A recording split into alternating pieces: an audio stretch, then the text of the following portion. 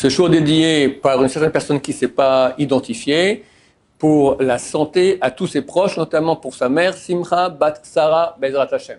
Amen. Alors la question de Rouven. Alors, pourquoi Hachem a eu besoin de regarder dans la Torah pour créer le monde?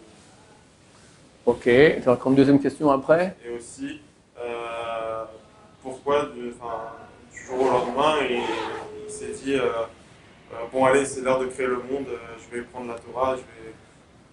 Ok, donc Dieu est infini, il a toujours été, sera toujours, et sa Torah est comme lui. Et sa Torah, c'est sa pensée. Alors, je te pose deux questions. Pourquoi est-ce que c'est écrit qu'il a pris la Torah, il a regardé la Torah, il a créé le monde? Qu'il le fasse tout de suite, d'accord, directement, pour qu'on nous raconte qu'il s'est passé par deux étapes.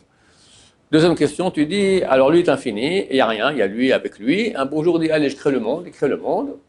Et qu'est-ce qui s'est passé qu'un beau jour, tout d'un coup, ça lui a pris comme ça de créer le monde? Bon. Et après des milliards d'années, on est venu. Après des milliards d'années, après on est venu, et après, de nouveau, le monde s'arrête, et des milliards d'années, on n'est plus là. Enfin, ce monde n'existe plus. Donc, on va se voir de qu'est-ce qu'on peut répondre à ce propos. Alors, au niveau d'abord de la première question, pourquoi Dieu il a regardé la Torah, après il a créé le monde? Alors, comme je dis dans la question, Dieu et sa pensée font un. Comme ça écrit Maïmonide. Pas croire qu'il y a lui et sa pensée comme chez nous, mais lui et sa pensée font un. C'est une chose qu'on ne peut pas comprendre nous parce qu'on n'est pas Dieu. Quand on parle de Dieu, c'est très délicat. Hein.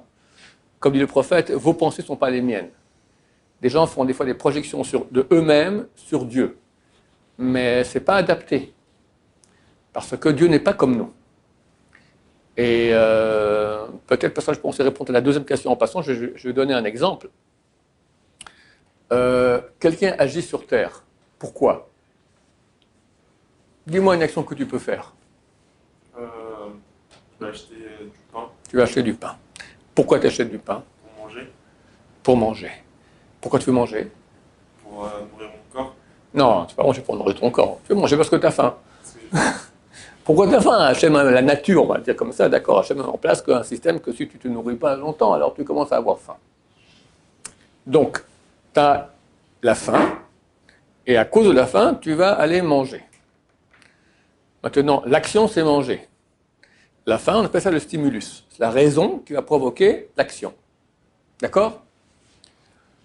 Maintenant, allez, on va faire un petit jeu philosophique. Pourquoi tu as faim? Pourquoi quand tu ne manges pas un certain temps, tu as faim? c'est le corps qui prévient. Il dit oh là là, faut que tu manges vite, vite, vite. C'est vrai, le corps est comme ça. Pourquoi le corps est comme ça? Parce que le corps, il connaît ses limites. C'est le corps qui connaît les limites. Pourquoi le corps, lorsqu'il ne mange pas un certain temps, il a faim?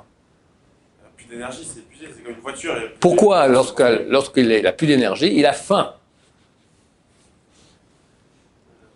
Bon, je vais t'aider, sinon on va rester jusqu'à demain. Hein. Alors, un biologiste dira, bah, c'est comme ça, la nature. Et un croyant te dira, bah, c'est comme ça, c'est Dieu qui a créé l'homme comme ça.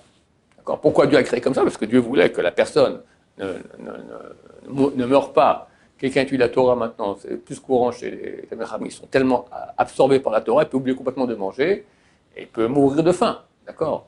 Alors il a fait un truc que la faim, au bout d'un moment, soit tellement grande qu'il s'arrête d'étudier pour aller manger, par exemple. D'accord? Autre exemple, parle-moi d'une autre action.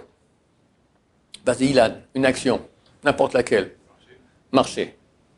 Marcher, mais marcher, enfin bon, d'accord. Pourquoi tu marches? Pour aller quelque part. Pourquoi, pour aller quelque part, il faut marcher? C'est un objet. Pourquoi un objet? Comme ça, c'est le corps. C'est le corps. On reste là. Voilà, on ne peut pas voler. D'accord? Donc, de nouveau, même réponse. Un biologiste te dira, bah, c'est comme ça la nature. Tu n'es pas un oiseau, tu n'es pas une fusée. Pour aller à quelque part, tu marches.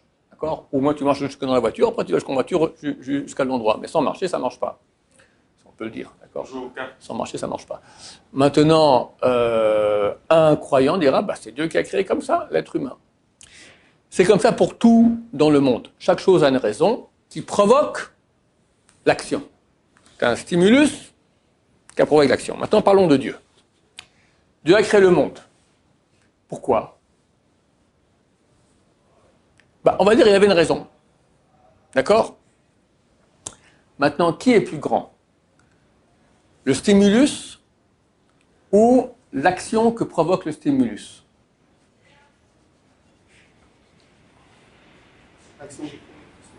L'action est plus grande?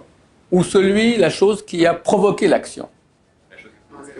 La chose, c'est qui a provoqué. Elle a la force de provoquer l'action. L'action, elle n'a pas la force de provoquer le stimulus. Le stimulus, c'est lui qui produit, qui est l'action. Donc il est plus grand. Donc si Dieu a voulu créer le monde pour une raison X, qui est plus grand, Dieu ou la raison X? La raison X. Alors c'est pas très haut, c'est-à-dire donc que Dieu, il est parfait, il est grand, mais il a une raison X qui est plus haute que lui, qui l'a obligé, qui l'a motivé, qui l'a amené à faire l'action de créer le monde. Alors quoi, il y a une chose qui est plus haute que Dieu? Oui, raison X, et on va l'appeler. Oh, fantastique.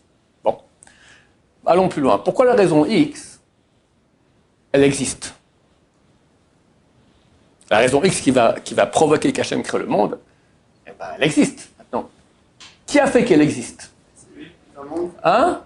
C'est issu d'un manque. Ben, c'est une règle. Hein, c'est une? C'est issu d'un manque. Issue d'un manque. Elle a une bonne raison qui l'a provoqué de faire ça, de vouloir qu'il y ait un monde, de vouloir que Dieu crée le monde. La raison X a voulu que Dieu crée le monde. La raison X qui a voulu cela, bien une raison qui a provoqué cette volonté. Qu'est-ce que c'est? On l'appelle la raison Y, ou X1. D'accord? Donc c'est très intéressant. Tu as Dieu, puis au-dessus tu as le raison X, au-dessus tu as raison X1. Dans raison X1, elle a voulu que raison X veuille que Dieu crée le monde. Pourquoi la raison X1, la raison X2 a voulu que la raison X1 veuille que Dieu crée le monde? Il y avait une raison. Quelle raison? La raison X3. Et on n'en finit pas. Hein? On n'en finit pas. Alors, où est le problème ici? C'est que tu fais une projection comme tu fonctionnes toi, parce que toi tu agis seulement s'il y a une raison, tu manges parce que tu as faim, tu marches parce que tu dois aller là-bas, et c'est comme ça pour tout. Il n'y a rien qui se fait sans raison.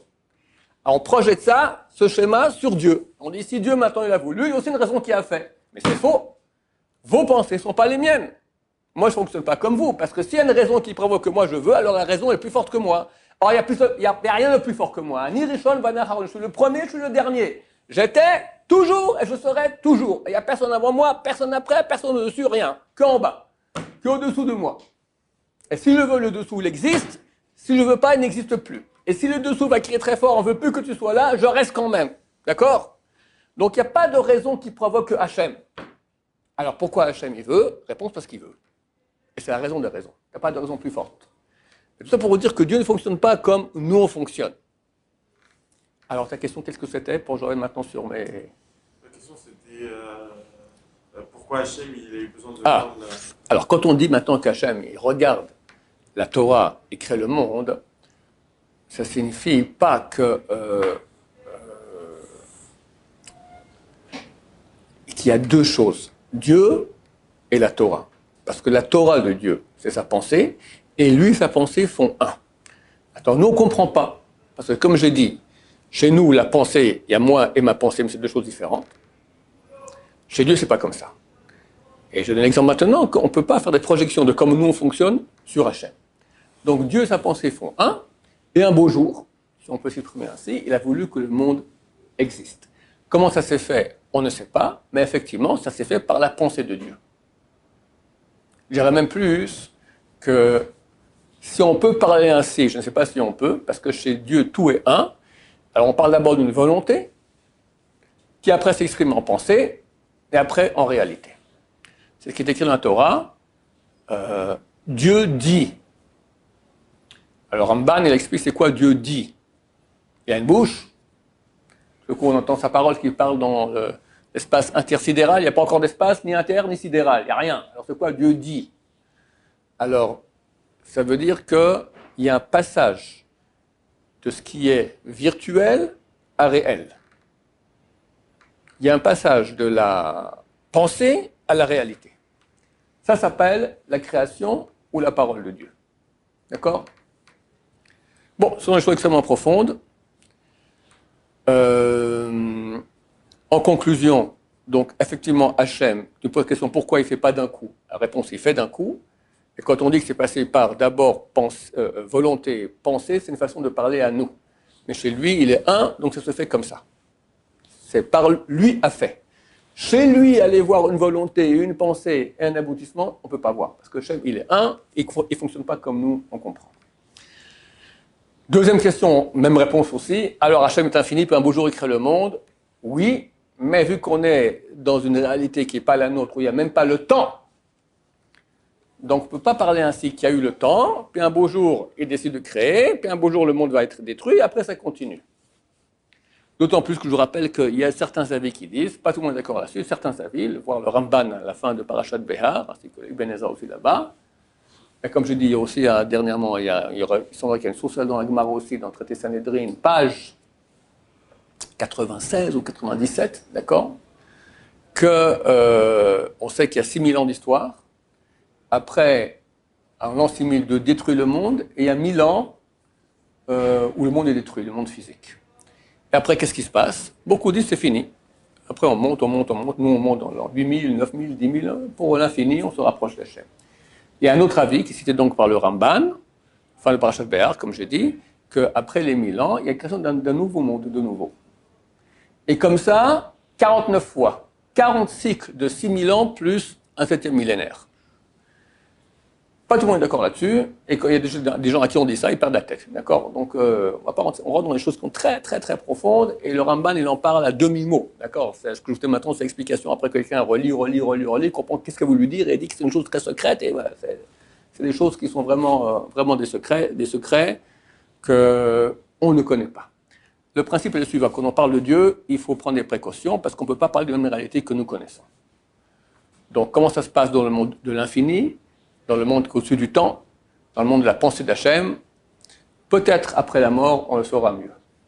On raconte qu'il y avait 2 très grands sages d'Israël qui ont décidé, le premier, il y avait beaucoup de questions, d'accord, sur le pourquoi, le comment. Le premier qui meurt, il revient à l'autre en rêve pour répondre aux questions. Et un des premiers est mort, et il est monté dans les mondes, arrivé au monde où là-bas on peut poser toutes les questions. Alors il revient en rêve, celui qui est encore vivant, lui dit, écoute, je suis arrivé là-bas, et là il n'y a plus aucune question. Alors, je ne vais pas te répondre, mais sache qu'il n'y a plus aucune question. Voilà. Donc quand on sera là-bas, dans Hachem, après 120 ans, ou peut-être avant si ma chère vient, il n'y aura plus de questions. Baruch Adonai, Olam, Amen, Amen.